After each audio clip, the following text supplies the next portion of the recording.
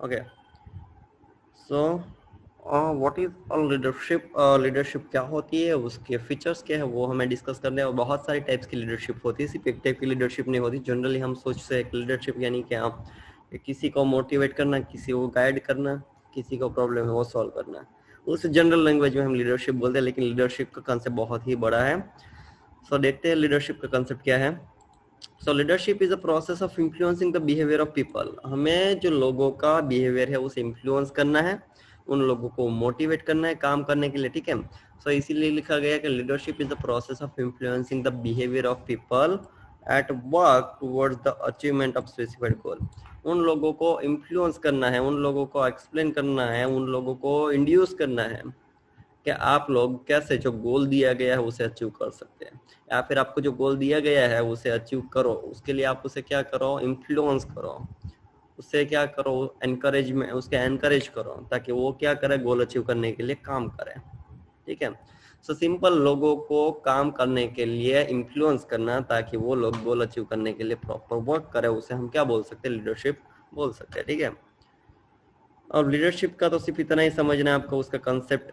अब डायरेक्टली हमें देखना है कि डिफरेंट स्टाइल्स ऑफ लीडरशिप, कितने टाइप्स की या फिर कितने स्टाइल्स की लीडरशिप हो सकती है। सो याद रखना, there are 3 types of leadership. First is autocratic leadership, उसे हम बोल सकते हैं ऑथोरिटेटिव भी लीडरशिप बोल सकते हैं, ठीक है, यहाँ पर ही देख लो। सेकंड है आपकी कंसल्टेटिव लीडरशिप, जिसे आप बोल सकते हैं डेमोक्रेटिक लीडरशिप, या फिर फ्री रेन लीडरशिप, जिसे आप बोल सकते हैं लेजी फेयर लीडरशिप। सो आपको कोई भी नेम से क्वेश्चन पूछा जा सकता है, या फिर ऑटोक्रेटिक लीडरशिप और अथॉरिटेटिव लीडरशिप, या फिर कंसल्टेटिव लीडरशिप, या फिर democratic leadership, free rein leadership, या फिर लेजी फेयर लीडरशिप।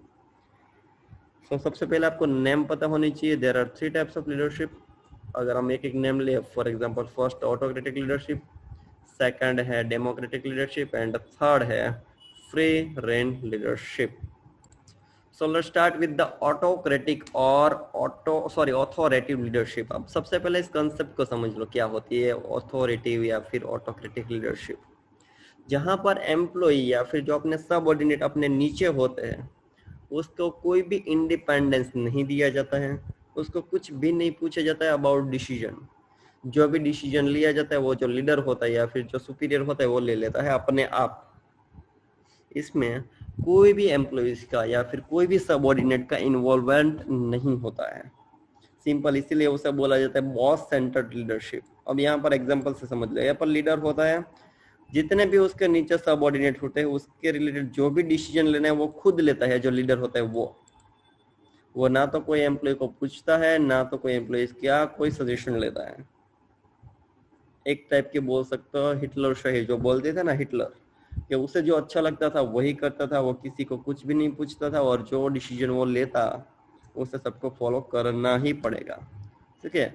सो उसे हम क्या बोलेंगे, ऑटोक्रेटिक लीडरशिप। ओके, यहाँ पर एक्सप्लेनेशन में भी यही लिखा है, आप देख सकते हैं। N autocratic leader exercise complete control over the subordinate. देखो, ये जो सबऑर्डिनेट होते हैं उसके ऊपर उसका कंट्रोल कंप्लीट होता है। He centralizes power in himself and takes all decision without consulting the subordinates. कोई भी डिसीजन लेना है तो खुद अपने आप ले लेता है, उसमें कोई भी एम्प्लॉइज के साथ वो कंसल्टिंग नहीं करता है, कोई भी डिस्कशन नहीं करता है। It is not delegate authority, वो किसी अपने सबऑर्डिनेट को अथॉरिटी भी नहीं देता है, सब अथॉरिटी अपने पास ही रखता है। The leader gives order and expects the subordinates to follow them unquestionably. Simple उसका एक ही काम होता है कि सब एम्प्लॉइज को ऑर्डर देगा और सभी एम्प्लॉइज को उसके ऑर्डर बिना क्वेश्चन किए फॉलो करने ही होंगे।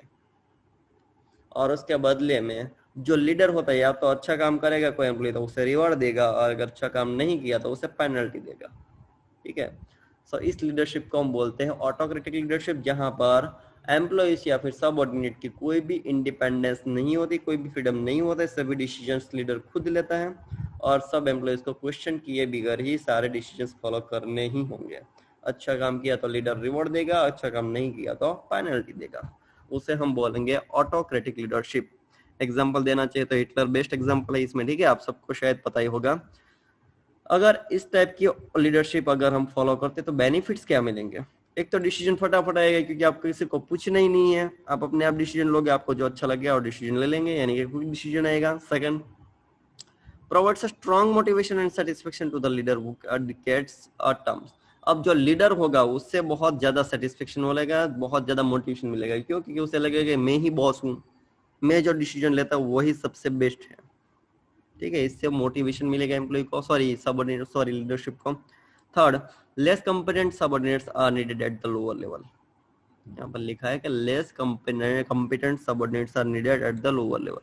लोअर लेवल पे बहुत ज्यादा सबऑर्डिनेट्स नहीं चाहिए। क्यों? क्योंकि जो सबऑर्डिनेट हो गया उसके पास से मैक्सिमम काम करवाया जाएगा, तो वो मैक्सिमम काम करेंगे तो सीधी बात है बहुत ज्यादा एम्प्लॉइज आपको नहीं चाहिए। And last, may bring a positive result when great speed is required. अब बहुत ज्यादा स्पीड की जरूरत हो डिसीजन की या फिर कोई भी काम करने की, तब इस मेथड को आप यूज कर सकते हैं, क्योंकि इस मेथड से कोई भी काम फटाफट हो सकता है। अब जिसकी पॉजिटिव इफेक्ट होती है उसकी नेगेटिव इफेक्ट होती है, जिसके एडवांटेजेस होते हैं उसके डिसएडवांटेजेस होते ही होते हैं। सो ऐसी टाइप्स की लीडरशिप के लिए भी डिसएडवांटेजेस है यहाँ पर। फर्स्ट डिसएडवांटेजेस क्या है हमारा? Leads to frustration and the low morale among the subordinate. अब ये तो क्लियर बात है कि एम्प्लॉइज को यहाँ पर कोई भी फ्रीडम दी ही नहीं जा रही है, सबऑर्डिनेट को कोई भी फ्रीडम नहीं मिल रही है। तो होगा क्या? जो यहाँ पर एम्प्लॉइज हो गए उसके अंदर फ्रस्ट्रेशन आएगा, उसका मोरल भी बूस्ट नहीं होगा, उसका मोरल लो हो जाएगा, क्योंकि उस एम्प्लॉय को लगेगा कि यहाँ पर तो हमारी कोई वैल्यू है ही नहीं, हम सिर्फ यहाँ पर मशीन की तरह काम करने के लिए आते हैं। ठीक है, सो ऐसे सोच की वजह से उसका फ्रस्ट्रेशन भी आएगा और उसका मोरल भी डाउन होगा, वो तो आप भी समझ सकते हैं। ठीक है, सेकंड है यहाँ पर initiative level of subordinates goes down. Employ यहाँ पर अपनी कोई भी क्रिएटिविटी या फिर अपना कोई नया आइडियाज यूज ही नहीं कर पाएगा। क्यों? क्योंकि यहाँ पर उसे कोई चांस दिया ही नहीं जाता है कि आप अपनी क्रिएटिविटी या फिर अपने आइडियाज यूज करो। जो लीडर ने बोला है आपको यही करना है, आपको कुछ और नया करना ही नहीं है, इट मीन्स कि आपकी यहाँ पर क्रिएटिविटी कुछ भी काम में आने वाली नहीं है। थर्ड थिंग है कि potential and the creativity of subordinates are not utilize. जैसे मैंने बोला कि सबऑर्डिनेट की क्रिएटिविटी तो यहाँ पर यूज होगी ही नहीं। मान लो कि उसके पास अगर बहुत अच्छी मेथड भी है कोई काम करने की, फिर भी यहाँ पर उसकी क्रिएटिविटी काम में आने वाली नहीं है, क्योंकि यहाँ पर वो अपनी क्रिएटिविटी यूज नहीं कर सकता, उसे जो ऑर्डर मिला है वही फॉलो करना है। And last thing, no development of subordinate takes place. कोई भी एम्प्लॉय का डेवलपमेंट भी नहीं होगा, क्योंकि उसे एक ही काम कंटिन्यूअसली करते ही जाना है, कुछ नया काम उसे करने को मिलेगा ही नहीं, यानी उस एम्प्लॉय का डेवलपमेंट होना पॉसिबल ही नहीं है। ठीक है, सो यह होती है ऑटोक्रेटिक और ऑथोरिटेटिव लीडरशिप, जिसके हमने एडवांटेजेस, डिसएडवांटेजेस और सूटेबिलिटी अब देखने के उसकी सूटेबिलिटी कहाँ पर है, ऐसी लीडरशिप आप कहाँ पर यूज कर सकते हैं। सो जहां पर आपके जो एम्प्लॉय हो अनएडुकेटेड हो, अनस्किल्ड हो, उसके पास नॉलेज नहीं हो, उसके पास कुछ एक्सपीरियंस नहीं हो, तब आप इस मेथड को यूज कर सकते हैं, क्योंकि उसे ही नहीं पता कि कोई काम कैसे किया जाता है, तो आप उसे यहाँ पर सिखा रहे हैं कि आपको ऐसे ही काम करना है। तो जो आपके पास लेबर है, वो जो अनएडुकेटेड है या फिर जिसके पास स्किल नहीं है, जिसके पास नॉलेज नहीं है, जिसके पास एक्सपीरियंस नहीं है, वहां पर आप इस टाइप की लीडरशिप यूज कर सकते हैं। Second, company follows fear and punishment discipline technique. जब कंपनी को ऐसी टेक्निक यूज करनी हो कि एम्प्लॉय को डरा कर रखने हैं कि अगर हमने काम नहीं किया तो हमें पनिशमेंट मिलेगी, अगर हमने डिसिप्लिन में काम नहीं किया तो हमें पनिशमेंट मिलेगी, अगर आपको ऐसा एनवायरनमेंट क्रिएट करना है अपनी कंपनी में, तो आप ये मेथड यूज कर सकते हैं लीडरशिप की। एंड थर्ड, आप कहां पर यूज कर सकते हैं? Leader prefer to be domain in the decision making. Dominant, simple, कि कोई भी डिसीजन लेना हो, आप चाहते हो कि सिर्फ वो डिसीजन लीडर ही ले, बीच में कोई इंटरफियर ना करे, तब जाकर आप ये मेथड को यूज कर पाएंगे। ठीक है, सो फर्स्ट लीडरशिप की मेथड हुई और उस मेथड का नाम है ऑटोक्रेटिक या फिर ऑथोरिटेटिव लीडरशिप। अब सेकंड जो मेथड हमें देखनी है वो है, अब एग्जांपल यहाँ पर एडॉल्फ हिटलर का लिया गया है, लेकिन आजकल देखो आज के टाइम में रियल लाइफ में शायद ऐसी लीडरशिप बहुत कम जगह पर यूज की जाती है, क्योंकि आजकल पता है कि सभी एम्प्लॉयज को सेटिस्फेक्शन चाहिए, जॉब सेटिस्फेक्शन चाहिए, सबकी एक सेल्फ रिस्पेक्ट है। अगर आपने ऐसी मेथड की तो शायद किसी एम्प्लॉय की सेल्फ रिस्पेक्ट यहाँ पर मेंटेन नहीं होगी और शायद हो सकता है वो आपकी कंपनी छोड़कर चला जाए। सो आजकल के टाइम में लीडरशिप बहुत ही कम यूज हो रही है, लेकिन आज के टाइम में भी बहुत कम जगह पर ऐसी मेथड यूज की जाती है। सेकंड मेथड है डेमोक्रेटिव और पार्टिसिपेटिव लीडरशिप, यार उसे बोला जाता है ग्रुप सेंटर्ड। अब इस नाम से ही हमें पता चलता है कि इस मेथड में क्या होता है। देखो, under this style leader takes decision in consultation and participation with the employees. Employees को पूछता है वो लीडर, एम्प्लॉइज के साथ वो कंसल्टेशन करता है, एम्प्लॉइज का सजेशन लेता है, फिर कोई डिसीजन लिया जाता है। यानी लीडर को कोई डिसीजन लेना है तो सारे एम्प्लॉइज को बुलाएगा, उसके साथ वो डिस्कशन करेगा कि हमें डिसीजन लेना है, आप सब लोगों को क्या कहना है, आप लोगों के सजेशंस क्या है, मुझे चाहिए। सब लोगों के सजेशंस आने से के बाद वो लीडर है जो वो डिसीजन लेगा, ठीक है। और आजकल के टाइम में यही मेथड सबसे ज्यादा चल रही है, जिसे बोला जाता है ग्रुप सेंटर्ड। कोई भी डिसीजन अकेले नहीं लिया जाता है, सभी एम्प्लॉइज के साथ डिस्कशन करने के बाद कोई भी डिसीजन लिया जाता है, ठीक है। He delegates and decentralizes the authority। वो अपने एम्प्लॉइज को अथॉरिटी देता है ताकि सभी काम सबके बीच में डिस्ट्रीब्यूट हो जाए और सभी अपना अपना काम अच्छी तरीके से कर पाए। Leaders follows the opinion of the majority, he provides the freedom of thinking and expression. Okay, यहाँ पर एम्प्लॉइज को फ्रीडम दी जाती है कि आप अपने कोई भी जो विचार है अपने सामने रख सकते हैं। आपकी कोई क्रिएटिविटी हो तो आप अपनी क्रिएटिविटी यूज कर सकते हैं। आपके पास अगर कोई नई आइडियाज है तो आप मुझे नए आइडियाज दे सकते हैं। वो सबके सजेशन सुनता है, सभी एम्प्लॉइज का सजेशन सुनता है और बाकी बाद में सबके सजेशन सुनने के बाद वो कोई भी डिसीजन लेगा। अब इसके एडवांटेजेस क्या है, आपको यही याद रखना होगा सबसे ज्यादा, क्योंकि एग्जाम में पूछे जाने वाला क्वेश्चन सबसे ज्यादा यही होता है। इसके एडवांटेजेस क्या है, सबसे पहला एडवांटेज है कि improve the job satisfaction and the moral of the employees. अब यहाँ पर एम्प्लॉइज का मोरल भी बूस्ट होगा और उसका सेटिस्फेक्शन भी बढ़ेगा, क्योंकि उन एम्प्लॉय को लगेगा कि यहाँ पर हमारी वैल्यू हो रही है, कोई भी डिसीजन लेने से पहले हमें पूछा जाता है, उसके बाद डिसीजन लिया जाता है। अगर हमें कोई चीज पसंद नहीं है तो यहाँ पर नहीं की जाती है, तो एम्प्लॉइज को जॉब सेटिस्फेक्शन भी मिलेगा, उसका मोरल भी बूस्ट होगा। हो गया।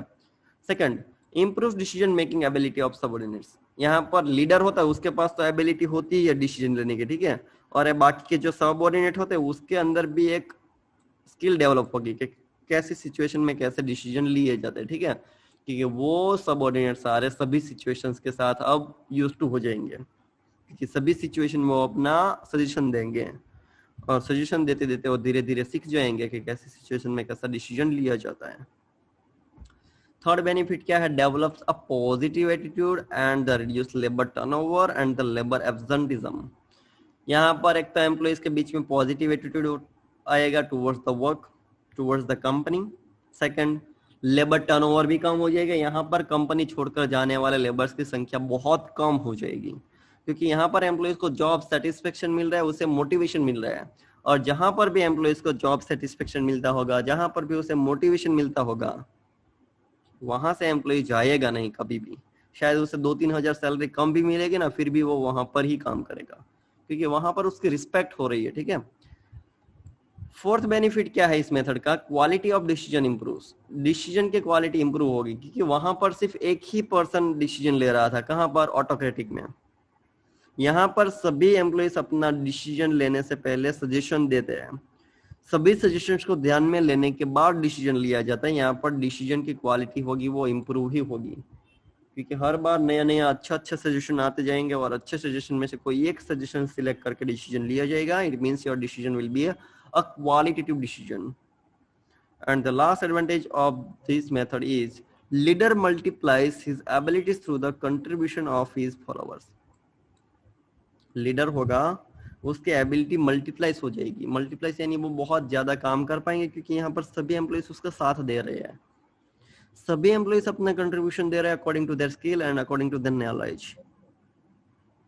Leader use this talents, use these knowledges and these suggestions, and maybe उसकी ability है वो multiply हो जाएगी, उसकी ability बढ़ जाएगी काम करने की। So these are the advantages of a democratic leadership. अब जिसके advantage होते हैं और as always उसके limitations भी होंगे ही होंगे। अब इसके disadvantage क्या है, first time consuming and the may result in the delay decision। yes, ये perfect हो सकता है। अब आप सभी एम्प्लॉइज के पास सजेशन लेने जाओगे तो आपको डिसीजन लेने में टाइम लग जाएगा, या फिर हो सकता है कि राइट टाइम पे आप डिसीजन नहीं ले पाओगे, क्योंकि जब राइट टाइम होगा तब आप सजेशन लेने में लगे होंगे, और जब आप सजेशन ले पाओगे तब तक तो देर हो चुकी होगी, शायद आपका डिसीजन फिर कोई काम का नहीं बचेगा। ठीक है, तो अगर आप डेमोक्रेटिक लीडरशिप यूज करते हैं तो एक टाइम कंज्यूमिंग मेथड कही जाएगी। सेकंड बताएगा it may not yield positive result when subordinates prefer a minimum interaction with the leader. अब ऐसे भी एम्प्लॉयज हो सकते हैं जो आपके लीडर के साथ प्रॉपरली वर्क ना करते हो, या फिर उसको साथ ना देते हो, या फिर वो पार्टिसिपेशन ना करते हो, तो उसका नेगेटिव रिजल्ट मिलेगा। यहाँ पर लीडर तो ट्राई करेगा कि सभी लोगों के साथ मिलकर काम करे, लेकिन सारे एम्प्लॉयज अगर उससे साथ नहीं देंगे तो उसका रिजल्ट नेगेटिव मिलेगा। थर्ड बताया leader may pass the work to subordinate abdicate the responsibility. हो सकता है कि देखो यहाँ पर आपने क्या कहा है कि सभी एम्प्लॉयज को अथॉरिटी दी जाती है, तो हो सकता है कि मुझे जो काम मिला है मैं पास कर दूं मेरे नीचे वाले सबऑर्डिनेट को, मेरा नीचे वाला सबऑर्डिनेट उसके सबऑर्डिनेट को काम पास कर देगा। तो हो सकता है कि जिसे जो काम दिया गया वो काम किसी और को पास किया जाए और वो काम टाइम पे ना भी हो। और फोर्थ प्रॉब्लम हो सकती है कि कंसल्टेशन विद द सबऑर्डिनेट्स में be considered as a sign of incompetence of leader. यहाँ पर लोग ऐसा सोचेंगे कि आप एम्प्लॉयज को पूछ कर डिसीजन लेते हैं तो इसका मतलब कि आपको डिसीजन लेना नहीं आता है। लोग ऐसा इंटरप्रिटेशन कर लेंगे, या फिर आपके बॉस ऐसा इंटरप्रिटेशन कर लेंगे कि आपको डिसीजन लेना नहीं आता, इसलिए आप एम्प्लॉयज को पूछ कर क्या करते हैं, डिसीजन लेते हैं। सो आपकी यहाँ पर नेगेटिव इमेज क्रिएट हो सकती है। So these are the disadvantages of group leadership। और now उसकी suitability देखते हैं कि उसकी suitability कहाँ पर इस मेथड को हम यूज कर सकते हैं। When goal of company is to increase job satisfaction and independence of employees। अगर आपकी कंपनी का गोल ऐसा है कि हमें एम्प्लॉयज को जॉब सेटिस्फेक्शन ज्यादा देनी है, एम्प्लॉयज को फ्रीडम देनी है, एम्प्लॉयज को इंडिपेंडेंस देनी है, तब इस मेथड को आप यूज कर सकते हैं। Second, when leader wants to share decision making with the subordinates। जब लीडर है वो सारे एम्प्लॉयज को पूछकर या फिर जो भी डिसीजन हो सारे डिसीजन शेयर करके कोई भी फाइनल डिसीजन पे जाना चाहते हैं, तब जाकर आप इस मेथड को यूज कर सकते हैं। And when subordinates have accepted the goal of organisations. जब आपके एम्प्लॉयज जितने भी एम्प्लॉयज हैं सभी एम्प्लॉयज आपकी ऑर्गेनाइजेशन का जो गोल है वो उसे एक्सेप्ट किया है, यानी कि सभी लोग ऐसा सोचते हैं कि हाँ हमारी कंपनी का गोल ऐसा ही होना चाहिए, तब आप इस मेथड के साथ जा सकते हैं। अब एग्जांपल तो यहाँ पर नारायण मूर्ति का लिखा है, लेकिन आजकल देखो तो सभी कंपनी में शायद यही मेथड यूज की जा रही है, नारायण मूर्ति वाली। यहाँ पर क्या किया जाता है, इन्फोसिस कंपनी है नारायण मूर्ति, आपको सबको पता ही होगा। वो लोग ऐसा यही करते हैं कि सारे एम्प्लॉयज को साथ मिलाकर सबसे पहले सजेशन लेते हैं कोई डिसीजन के बारे में, फिर उसके बाद कोई भी डिसीजन लिया जाता है। सो दो मेथड हमने लीडरशिप की यहाँ पर कंप्लीट की है। फर्स्ट जो मेथड थी वो क्या कौन सी थी, ऑटोक्रेटिक। सेकंड थी ग्रुप, और थर्ड है वो है आपकी फ्री रेन और लेज़ी फेयर लीडरशिप। अब इस मेथड का मीनिंग क्या है, इस मेथड में क्या किया जाता है देखते ही चलो। This style involves the complete delegation of authority so that subordinates themselves take decision। यहाँ पर complete आप authority दे देते हो अपने subordinate को कि आपका काम है, आप खुद डिसीजन लो। आप वो काम कैसे करने चाहते हैं, कैसे कंप्लीट करेंगे, वो आपकी रिस्पॉन्सिबिलिटी, आपको खुद डिसीजन लेने हैं। हम बीच में कुछ भी इंटरफेयर नहीं करेंगे, यानी कि बीच में लीडर कोई भी इंटरफेयर नहीं करेगा, इंटरफेरेंस नहीं करेगा। सारा डिसीजन सबऑर्डिनेट को ही लेने होंगे, यानी कि जिसको आपने अथॉरिटी दी है वही सारे डिसीजन लेगा और वही काम फिनिश करेगा। In this style leader avoid the power. Simple, यहाँ पर लीडर अपना पावर यूज करेगा ही नहीं, सारे पावर्स वो एम्प्लॉयज को दे देगा। He serves only as a contract to bring information resource needed by the subordinate। अब यहाँ पर लीडर का काम क्या होगा, सिर्फ जो एम्प्लॉयज को हेल्प चाहिए वो हेल्प करनी है, और जो भी काम असाइन करना है वो काम असाइन करेगा। बाकी सारे काम फिनिश करने की रिस्पॉन्सिबिलिटी, मेथड यूज करने की रिस्पॉन्सिबिलिटी, कितने लेबर यूज करेगा, वो सारी चीज किसके हाथ में होगी, सबऑर्डिनेट के हाथ में। यानी कि सभी पावर किसको दिए जाते हैं, सबऑर्डिनेट को दिए जाते हैं। जितने भी पावर हो गए वो सभी पावर किसको दे दिए जाएंगे, सबऑर्डिनेट को। लीडर का काम सिर्फ इतना ही होगा कि उसे काम दो और उसका रिपोर्ट लो, बस। बाकी सारा काम किसका होगा, सबऑर्डिनेट का। अब इसके एडवांटेजेस क्या है कि positive effect of on the job satisfaction and moral of the subordinate. जैसे हमने उस पर देखा सेम यहाँ पर कि सबऑर्डिनेट में जॉब सेटिस्फेक्शन बढ़ेगा, उसका मोरल भी बूस्ट होगा। क्यों? क्योंकि यहाँ पर सारी अथॉरिटी आप किसको दे देते हैं? सबऑर्डिनेट को दे देते हैं। तो उसे लगेगा कि हाँ मुझे बॉस बनाया गया है, मुझे यहाँ पर पावर दिया गया कि कोई भी डिसीजन मैं ले सकूं, इसलिए उसका जॉब सेटिस्फेक्शन भी बढ़ेगा और उसका मोरल भी बूस्ट होगा। सेकंड एडवांटेज क्या होगा? Maximum scope for development of subordinates. यहाँ पर सबऑर्डिनेट का डेवलपमेंट मैक्सिमम होगा। क्यों? क्योंकि यहाँ पर आपने तो उसे फ्रीडम दे दिया कि आप सभी डिसीजन खुद लो, यानी कि उसके अंदर एक स्किल डेवलप हो जाएगी वेरियस सिचुएशन में डिसीजन कैसे लिए जाते हैं, डिफरेंट सिचुएशन डिफरेंट डिसीजंस, सब चीजें अच्छे से सीख जाएगा सबऑर्डिनेट। यानी कि एम्प्लॉइज का यहाँ पर डेवलपमेंट बहुत ज्यादा हो सकता है, मैक्सिमम सेटिस्फेक्शन मैक्सिमम डेवलपमेंट हो सकता है। थर्ड एडवांटेज क्या है कि full utilization of potential and the capacity of employees. अब देखो आपने सबऑर्डिनेट को एक अथॉरिटी दी है, साथ में रिस्पॉन्सिबिलिटी भी दी है कि आपको ये प्रोजेक्ट इतने टाइम में खत्म करना है, तो वो अपनी मैक्सिमम कैपेसिटी यूज कर लेगा कि उस टाइम को टाइम पर खत्म करे और अपनी इमेज एक बहुत अच्छी बनाए। ठीक है, सो इसलिए यहाँ पर एम्प्लॉय की जितनी भी पोटेंशियलिटी है, उसकी जितनी भी एबिलिटी है, जितनी भी कैपेसिटी है, वो 100% यूज कर पाएंगे यहाँ पर। तो ये उसके एडवांटेजेस है किसके? फ्री रेन और लेजिस फेयर लीडरशिप। अब डिसएडवांटेजेस तो होंगे ही होंगे। डिसएडवांटेज क्या है? फर्स्ट कि subordinates do not get the guidance and support of the leader. देखो यहाँ पर तो मैंने आपने जैसे डिस्कस किया कि लीडर कोई भी सपोर्ट नहीं देता, कोई भी गाइडेंस नहीं देता, वो सिर्फ उसे काम देता है आपको इतने टाइम में काम खत्म करना है, बस बात खत्म। बाकी सारा डिसीजन आपको खुद लेने हैं। यानी ना तो आपको लीडर के पास से कोई गाइडेंस मिलेगा, ना ही कोई आपको सपोर्ट मिलेगा। ये उसके डिसएडवांटेज है। सेकंड डिसएडवांटेज है it ignores the contribution of leader. यहाँ पर लीडर अपना कुछ भी कंट्रीब्यूशन नहीं देता है, कोई भी काम कैसे करना है कुछ भी सिखाया नहीं जाता है, वो उसका सिर्फ कंट्रीब्यूशन इतना ही होगा कि वो सिर्फ काम देगा, बाकी कोई भी कंट्रीब्यूशन यहाँ पर लीडर का नहीं होगा। थर्ड डिसएडवांटेज क्या है कि subordinates may work in the different direction and result in chaos. हो सकता है कि जो सबऑर्डिनेट है कुछ डिफरेंट डायरेक्शन में काम करेंगे, जैसे काम करने के लिए बोला है वो काम करेंगे ही नहीं, और रिजल्ट कुछ आपको नेगेटिव ही मिलेगा, डिफरेंट ही मिलेगा, जो आपको नहीं चाहिए होता था। सो इस मेथड को हम बोल सकते हैं फ्री रेन और लेसिस फेयर लीडरशिप। इसमें सिर्फ लीडर क्या करेगा? काम असाइन करेगा, बाकी सारी अथॉरिटी वो सबऑर्डिनेट को दे देगा, सभी डिसीजन सबऑर्डिनेट को लेने हैं। ठीक है, इसमें कोई भी कंट्रीब्यूशन लीडरशिप का नहीं होगा। अब इस मेथड की सूटेबिलिटी कहाँ पर? इस मेथड को आप कहाँ पर यूज कर सकते हैं? इस मेथड को यूज आप कहाँ पर कर पाएंगे? Subordinates are well trained and highly knowledgeable. जब आपके सबऑर्डिनेट के पास सारी स्किल है, वो वेल ट्रेंड है, उसके पास बहुत ज्यादा नॉलेज है, तब आप सारी रिस्पॉन्सिबिलिटी सारी अथॉरिटी उसके ऊपर डाल सकते हैं। ठीक है, वैसे आप भी समझ पाएंगे।